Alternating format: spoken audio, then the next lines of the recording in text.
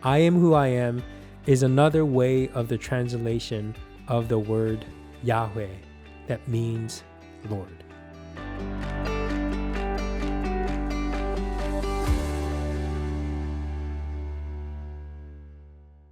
Welcome to Dari-Builders, where we connect church lingo and culture with our faith, hoping this will help us growing in our understanding to live out our purpose. My name is Sung Soo Jun. You can call me RJ, and I'd like to thank you for joining us today. And I want to ask you to help us make sure that we are answering your questions. So subscribe, like, and also comment so we can think of ways to continue to respond to the needs and questions that may arise as you are walking in this journey. Today we're going to talk about the word Yahweh. It comes from Chuck Knows Church. I believe it is episode 114. And Chuck shares a story about how God's name was known as Yahweh. Names actually matter. They tell us a story. They tell us who we are and our purpose. And the same way, God is reaching out to God's people and sharing who God is. So the story all comes from Exodus chapter 3, where God is calling Moses out of the wilderness. So I hope you remember from the famous movie, Prince of Egypt, and Moses had killed someone who was oppressing his fellow Jewish people. And the Jewish people said, "Who are you as a judge?" So he runs away knowing that Pharaoh is going to be furious of his actions. He is now in the land of Midian, where he is now married to his wife. And he is tending to the sheep of his father-in-law. And there, he is fascinated by this burning bush. The bush that has fire, but it is not burning. And that's where God says, and calls Moses by his name. Moses, Moses. Moses comes to God and he is so in awe of this burning bush. God says, "This is a holy place. Take off your shoes." And Moses is now flat on the ground. And God is explaining God's plan to deliver the Israelites who are under the oppression of the Egyptians. And then Moses says, "Who should I tell the people that I was sent from?" And God says, "I am the God of Abraham, I am the God of Isaac and Jacob," and all those things. But he also says, "I am who I am," which has a characteristic and a meaning that God is a God who exists alone. God was not created by another entity. God was self-sufficient, and God was who God was.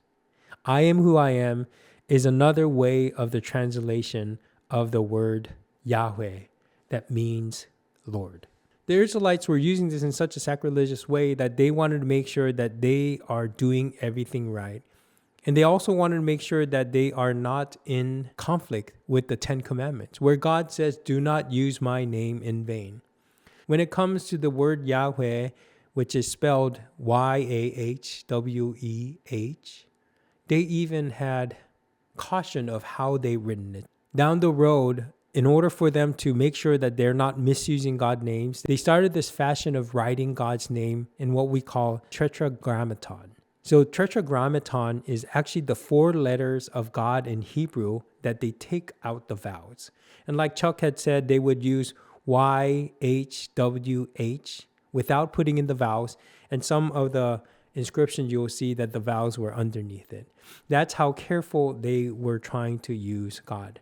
So down the road, because even writing the name Yahweh and even putting it down was such a sacred thing, they wanted to make sure that they don't mispronounce God's name as well. So instead of using Yahweh, they started to use the word Adonai. Adonai has a meaning of the Lord. And because that meaning, Adonai had replaced Yahweh in such readings. Both Yahweh or Adonai calls God our Lord. And I think that is the important part, that God is my Lord. A lot of the times we think that we are so independent that we can live out our lives as whatever we want and however we want. However, maybe that's a problem for us.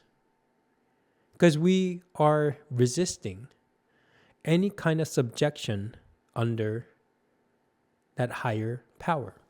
Now, I am saying that being oppressed and subject is wrong.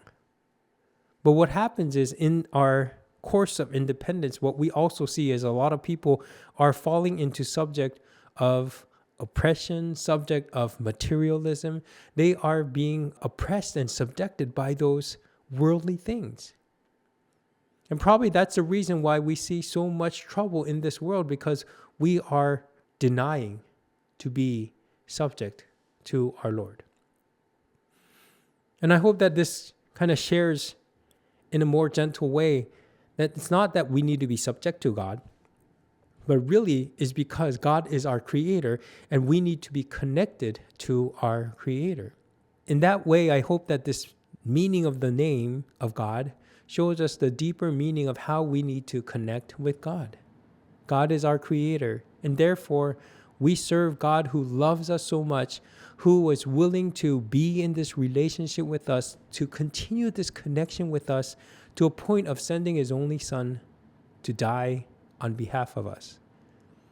And because we believe in that love, and because we believe in that grace, and because we believe in God's faithfulness, that's why we offer ourselves to God. And God therefore becomes our Lord, Yahweh, Adonai. And I hope and pray that this word will share a new meaning in your relationship with God. The God, the Lord, who is willing to continue this promise that God had with us. And no matter what, no matter cost. And that's why we serve that Lord. Thank you once more for joining us, and I hope that you will continue joining us in this journey.